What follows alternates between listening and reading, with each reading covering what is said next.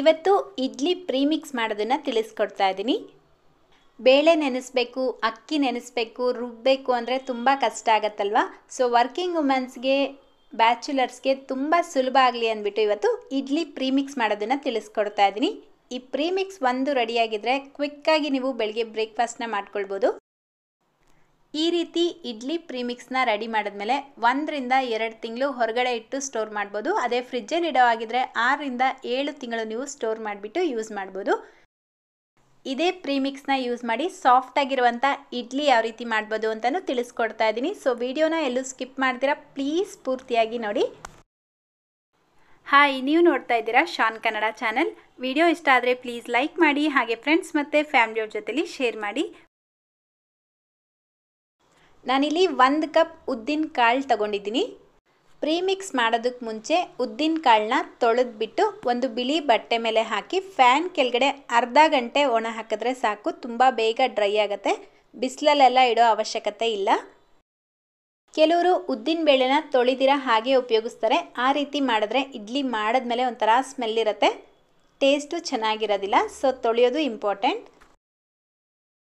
ಈಗ ಅರ್ಧ ಕಪ್ ಗಟ್ಟಿ ಅವಲಕ್ಕಿನ ತೊಗೊಂಡಿದ್ದೀನಿ. ನೀವು ಬೇಕಿದ್ರೆ ಪೇಪರ್ ಅವಲಕ್ಕಿನೂ ತೊಗೊಳ್ಬೋದು. ಅವಲಕ್ಕಿನ ತೊಳೆದು ಯೂಸ್ ಮಾಡೋಕ್ಕೆ ಆಗೋದಿಲ್ಲ ಅಲ್ವಾ. ಸೊ ಅದಕ್ಕೋಸ್ಕರ ಒಂದು ಕಾಟನ್ ಬಟ್ಟೆ ಮೇಲೆ ಹಾಕಿಬಿಟ್ಟು ನೀಟಾಗಿ ಈ ರೀತಿ ಒರೆಸ್ಬೇಕು. ಈ ರೀತಿ ಒರೆಸ್ಕೊಳ್ಳೋದ್ರಿಂದ ಅವಲಕ್ಕಿಯಲ್ಲಿರುವಂಥ ಡಸ್ಟ್ ಎಲ್ಲ ಹೊರಟೋಗುತ್ತೆ, ನಿಮ್ಮ ಅವಲಕ್ಕಿನೂ ಕ್ಲೀನ್ ಆಗುತ್ತೆ. ನೋಡಿ, ಈ ರೀತಿ ಒರೆಸ್ಬಿಟ್ಟು ಅದೇ ಕಪ್ಪಲ್ಲೇ ಹಾಕಿಟ್ಕೊಳ್ತಾ ಇದ್ದೀನಿ. ಈಗ 1/4 ಕಪ್ ಸಬ್ಬಕ್ಕಿ ತೊಗೊಂಡಿದ್ದೀನಿ. ಲೈಲನ್ ಸಬ್ಬಕ್ಕಿ ತೊಗೊಳ್ಬೇಡಿ, ನಾರ್ಮಲ್ ಸಬ್ಬಕ್ಕಿನೇ ಯೂಸ್ ಮಾಡಬೇಕು. 1 ಕಪ್ ಉದ್ದಿನಬೇಳೆ, ಅರ್ಧ ಕಪ್ ಅವಲಕ್ಕಿ, 1/4 ಕಪ್ ಸಬ್ಬಕ್ಕಿನ ತೊಗೊಂಡಿದ್ದೀನಿ.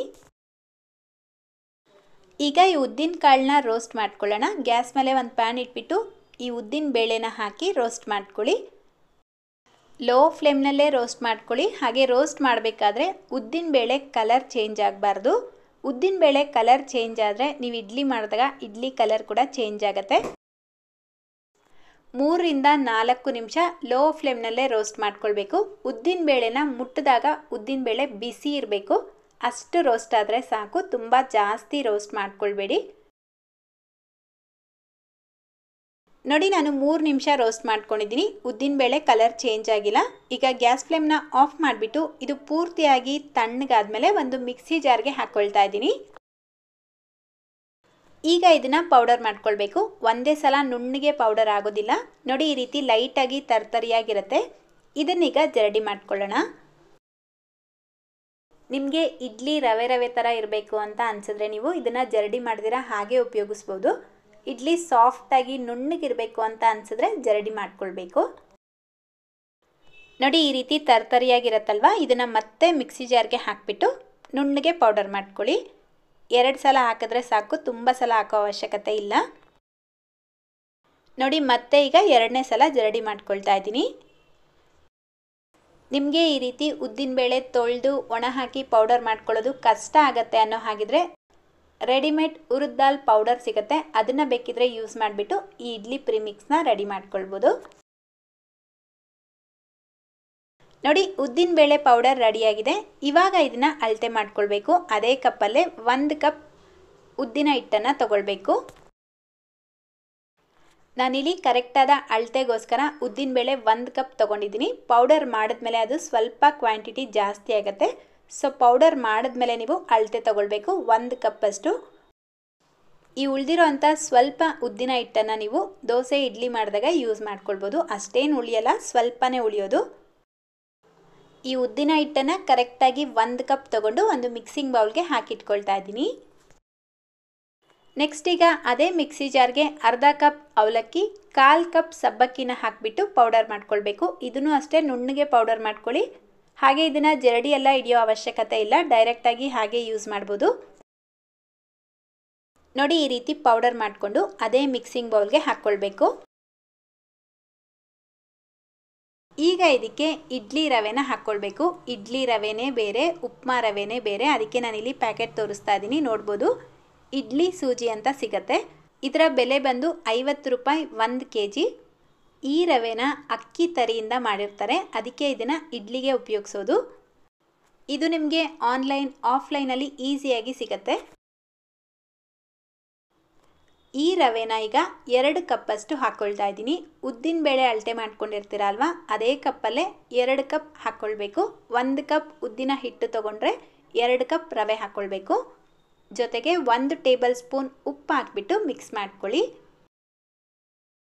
ಸ್ಪೂನಲ್ಲಿ ಮಿಕ್ಸ್ ಮಾಡೋದಕ್ಕಿಂತ ಕೈಯಿಂದ ಮಿಕ್ಸ್ ಮಾಡಿದ್ರೆ ಚೆನ್ನಾಗಿ ಈವನ್ ಆಗಿ ಮಿಕ್ಸ್ ಆಗುತ್ತೆ. ನೋಡಿ, ಈ ರೀತಿ ಚೆನ್ನಾಗಿ ಮಿಕ್ಸ್ ಮಾಡಿದ್ರೆ ನಮ್ಮ ಇಡ್ಲಿ ಪ್ರೀಮಿಕ್ಸ್ ರೆಡಿ ಆಗುತ್ತೆ. ಇದನ್ನು ಒಂದು ಏರ್ ಟೈಟ್ ಬಾಕ್ಸಲ್ಲಿ ಹಾಕಿ ಫ್ರಿಜ್ಜಲ್ಲಿ ಇಟ್ಟರೆ ನಾನು ಆಗಲೇ ಹೇಳಿದಾಗೆ 6 ರಿಂದ 7 ತಿಂಗಳು ಯೂಸ್ ಮಾಡ್ಬೋದು. ಹೊರಗಡೆ ಇಟ್ಟರೆ 2 ರಿಂದ 3 ತಿಂಗಳು ಆರಾಮ್ಸೆ ಯೂಸ್ ಮಾಡ್ಬೋದು. ಈ ಬಾಕ್ಸ್ ಮೇಲೆ ಈ ರೀತಿ ಒಂದು ಸ್ಟಿಕ್ಕರ್ ಅಂಟಿಸಿ ಇಡ್ಲಿ ಪ್ರೀಮಿಕ್ಸ್ ಅಂತ ಬರೆದಿಟ್ರೆ ನಿಮಗೆ ಕನ್ಫ್ಯೂಸ್ ಆಗೋದಿಲ್ಲ. ಈಗ ಇಡ್ಲಿ ಪ್ರೀಮಿಕ್ಸ್ನ ಯೂಸ್ ಮಾಡಿಕೊಂಡು ಇಡ್ಲಿ ಯಾವ ರೀತಿ ಮಾಡೋದು ಅಂತ ನೋಡೋಣ. ನಾನಿಲ್ಲಿ ಅದೇ ಕಪ್ಪಲ್ಲಿ 1 ಕಪ್ ಇಡ್ಲಿ ಪ್ರೀಮಿಕ್ಸ್ನ ತಗೊಳ್ತಾ ಇದ್ದೀನಿ. ಈ 1 ಕಪ್ ಹಿಟ್ಟಲ್ಲೇ ನಿಮಗೆ ಮಿನಿಮಮ್ ಅಂದರೂ 10 ರಿಂದ 12 ಮೀಡಿಯಮ್ ಸೈಜ್ ಇಡ್ಲಿಗಳನ್ನು ಮಾಡ್ಕೊಳ್ಬೋದು. ಈ ಉಳಿದಿರೋ ಅಂಥ ಹಿಟ್ಟನ್ನು ನಾನು ಫ್ರಿಜ್ಜಲ್ಲಿ ಸ್ಟೋರ್ ಮಾಡ್ತಾ ಇದ್ದೀನಿ. ಈಗ ಇದಕ್ಕೆ ಅದೇ ಕಪ್ಪಲ್ಲೇ 1 ಕಪ್ ನೀರು ಹಾಕ್ಬಿಟ್ಟು ಮಿಕ್ಸ್ ಮಾಡ್ಕೊಳ್ಬೇಕು. ಗಂಟು ಇಲ್ಲದೆ ಇರೋ ಥರ ಮೊದಲು ಮಿಕ್ಸ್ ಮಾಡಿಬಿಟ್ಟು ಈಗ ಮತ್ತೆ ಅದೇ ಕಪ್ಪಲ್ಲೇ ಅರ್ಧ ಕಪ್ ನೀರು ಹಾಕ್ಕೊಳ್ತಾ ಇದ್ದೀನಿ. 1 ಕಪ್ ಇಡ್ಲಿ ಪ್ರೀಮಿಕ್ಸ್ ತಗೊಂಡ್ರೆ 1.5 ಕಪ್ ನೀರು ಹಾಕ್ಕೊಳ್ಬೇಕು. ಒಂದು 5 ನಿಮಿಷ ಆದಮೇಲೆ ಮತ್ತೆ ಒಂದ್ಸಲ ಚೆನ್ನಾಗಿ ಮಿಕ್ಸ್ ಮಾಡಿಬಿಟ್ಟು ಫರ್ಮೆಂಟ್ ಆಗೋದಕ್ಕೆ ಇಡಬೇಕು. ಹಾಗೆ ಇಟ್ಟರೆ ಹಿಟ್ಟೊಂದು ಕಡೆ ನೀರೊಂದು ಕಡೆ ಆಗಿಬಿಡುತ್ತೆ. ಆವಾಗ ಹಿಟ್ಟು ಸರಿಯಾಗಿ ಉಳಿನೂ ಬರೋದಿಲ್ಲ, ಇಡ್ಲಿನೂ ಚೆನ್ನಾಗಿ ಬರಲ್ಲ. ಈಗ ಇದನ್ನು ಮಿನಿಮಮ್ ಅಂದರೂ 13 ರಿಂದ 14 ಗಂಟೆ ಫರ್ಮೆಂಟ್ ಆಗೋದಕ್ಕೆ ಬಿಡಬೇಕು. ಈ ಇಡ್ಲಿ ಹಿಟ್ಟು ತುಂಬ ಬೇಗ ಉಳಿ ಬರೋದಿಲ್ಲ, ಸ್ವಲ್ಪ ಟೈಮ್ ತಗೊಳುತ್ತೆ. ನೀವು ಸಂಜೆ ಒಂದು 5 ಗಂಟೆ ಹಂಗೆ ಈ ರೀತಿ ಮಿಕ್ಸ್ ಮಾಡಿಟ್ರೆ ಬೆಳಿಗ್ಗೆ 7 ಗಂಟೆ ಅಷ್ಟರಲ್ಲಿ ನಿಮಗೆ ಹಿಟ್ಟು ಉಳಿ ಬಂದಿರುತ್ತೆ. ಇನ್ಸ್ಟೆಂಟಾಗಿ ಇಡ್ಲಿನ ಮಾಡ್ಕೊಳ್ಬೋದು. ನೀವು ಇದಕ್ಕೆ ಯಾವುದೇ ರೀತಿ ಸೋಡಾ ಎಲ್ಲ ಹಾಕೋ ಅವಶ್ಯಕತೆನೇ ಇರೋದಿಲ್ಲ. ನೀವು ಬೇಕಾದರೆ ಇನ್ಸ್ಟೆಂಟಾಗೂ ಇಡ್ಲಿ ಮಾಡ್ಕೊಳ್ಬೋದು. ಆ ರೀತಿ ಮಾಡೋ ಹಾಗಿದ್ರೆ 1 ಕಪ್ ಇಡ್ಲಿ ಪ್ರೀಮಿಕ್ಸ್ ತೊಗೊಂಡ್ರೆ 1 ಕಪ್ ನೀರು, ಅರ್ಧ ಕಪ್ ಮೊಸರು, 1/4 ಟೀ ಸ್ಪೂನ್ ಬೇಕಿಂಗ್ ಸೋಡಾ ಹಾಕಿ ಮಿಕ್ಸ್ ಮಾಡಿಬಿಟ್ಟು ಇನ್ಸ್ಟೆಂಟಾಗಿ ಇಡ್ಲಿನ ಮಾಡ್ಕೊಳ್ಬೋದು. ನೋಡಿ, ನೆಕ್ಸ್ಟ್ ಡೇ ಬೆಳಿಗ್ಗೆ ತೋರಿಸ್ತಾ ಇದ್ದೀನಿ. ಹಿಟ್ಟು ಸ್ವಲ್ಪ ಉಳಿ ಬಂದಿದೆ, ತುಂಬ ಜಾಸ್ತಿ ಉಳಿ ಬರೋದಿಲ್ಲ. ಇಷ್ಟು ಬಂದ್ರೇ ಸಾಕು, ಇಡ್ಲಿ ಪರ್ಫೆಕ್ಟಾಗಿ ಬರುತ್ತೆ. ಇದಕ್ಕೆ ಯಾವುದೇ ರೀತಿ ಸೋಡಾ ಎಲ್ಲ ಹಾಕೋ ಅವಶ್ಯಕತೆ ಇಲ್ಲ. ಬನ್ನಿ ಈಗ ಇಡ್ಲಿ ಮಾಡ್ಕೊಳ್ಳೋಣ. ಇಡ್ಲಿ ಮಾಡುವಂಥ ಪ್ಲೇಟ್ಸ್ಗೆ ಮೊದಲು ಎಣ್ಣೆನ ಹಚ್ಬಿಟ್ಟು 1 ಸೌಟಷ್ಟು ಇಡ್ಲಿ ಹಿಟ್ಟನ್ನು ಫಿಲ್ ಮಾಡ್ಕೊಳ್ತಾ ಇದ್ದೀನಿ. ಪೂರ್ತಿಯಾಗಿ ಹಾಕ್ಕೊಳ್ಬೇಡಿ, 3/4 ಭಾಗದಷ್ಟು ಹಾಕ್ಕೊಳ್ಳಿ. ನೋಡಿ, ಮೊದಲು ಇಡ್ಲಿ ಪಾತ್ರೆಯಲ್ಲಿ 1 ಗ್ಲಾಸಷ್ಟು ನೀರನ್ನ ಬಿಸಿಗಿಟ್ಟಿದ್ದೀನಿ. ನೀರು ಚೆನ್ನಾಗಿ ಬಿಸಿ ಆಗ್ತಾ ಇರಬೇಕಾದ್ರೆ ಇಡ್ಲಿ ಪ್ಲೇಟ್ಸ್ನ ಅದರೊಳಗಡೆ ಇಟ್ಟು ಮೀಡಿಯಮ್ ಫ್ಲೇಮಲ್ಲೇ 10 ರಿಂದ 15 ನಿಮಿಷ ಬೇಯಿಸ್ಕೊಳ್ಬೇಕು. ನೋಡಿ, ಕರೆಕ್ಟಾಗಿ 15 ನಿಮಿಷ ಆಗಿದೆ. ಈಗ ಇಡ್ಲಿ ಪ್ಲೇಟ್ಸ್ನ ಆಚೆ ತೆಗೆದು ಒಂದು 5 ನಿಮಿಷ ಸ್ವಲ್ಪ ತಣ್ಣಗಾದ್ಮೇಲೆ ಡಿಮೋಲ್ಡ್ ಮಾಡ್ಕೊಳ್ತಾ ಇದ್ದೀನಿ. ನಿಮಗೆ ನೋಡಿದ್ರೇ ಗೊತ್ತಾಗ್ತಾ ಇರ್ಬೋದು ಇಡ್ಲಿ ಎಷ್ಟು ಸಾಫ್ಟಾಗಿ ಬಂದಿದೆ ಅಂತ. ತುಂಬಾ ಚೆನ್ನಾಗಾಗತ್ತೆ. ನೋಡಿ, ನಾನು ಒಂದು ಇಡ್ಲಿನ ಮುರಿದು ತೋರಿಸ್ತಾ ಇದ್ದೀನಿ ಎಷ್ಟು ಸಾಫ್ಟ್ ಆ್ಯಂಡ್ ಸ್ಪಾಂಜಿಯಾಗಿ ಬಂದಿದೆ ಅಂತ. ಸೊ ಮಿಸ್ ಮಾಡ್ತೀರಾ, ನೀವು ಟ್ರೈ ಮಾಡ್ತೀರಾ ಅಲ್ವಾ? ಹಾಗೆ ಫ್ರೆಂಡ್ಸ್, ನಾನು ಇಡ್ಲಿ ಜೊತೆಲಿ ಇನ್ಸ್ಟೆಂಟ್ ಇಡ್ಲಿ ಸಾಂಬಾರನ್ನ ಮಾಡಿದ್ದೆ. ಈ ರೆಸಿಪಿನ ನಾಳೆ ಬರುವಂಥ ವಿಡಿಯೋದಲ್ಲಿ ಶೇರ್ ಮಾಡ್ತಾ ಇದ್ದೀನಿ. ಇದೇ ವಿಡಿಯೋದಲ್ಲಿ ಹಾಕಿದ್ರೆ ವಿಡಿಯೋ ತುಂಬ ಲೆಂತಿ ಆಗುತ್ತೆ. ಸೊ ಅದಕ್ಕೋಸ್ಕರ ನಾಳೆ ಶೇರ್ ಮಾಡ್ತಾ ಇದ್ದೀನಿ. ಸೊ ಇವತ್ತಿನ ವಿಡಿಯೋ ಇಷ್ಟ ಆಗಿದ್ರೆ ಪ್ಲೀಸ್ ಲೈಕ್, ಶೇರ್ ಮಾಡೋದನ್ನು ಮರಿಬೇಡಿ. ಇದೇ ರೀತಿ ಮತ್ತೊಂದು ವಿಡಿಯೋದೊಂದಿಗೆ ಮತ್ತೆ ಸಿಗೋಣ. Thank you.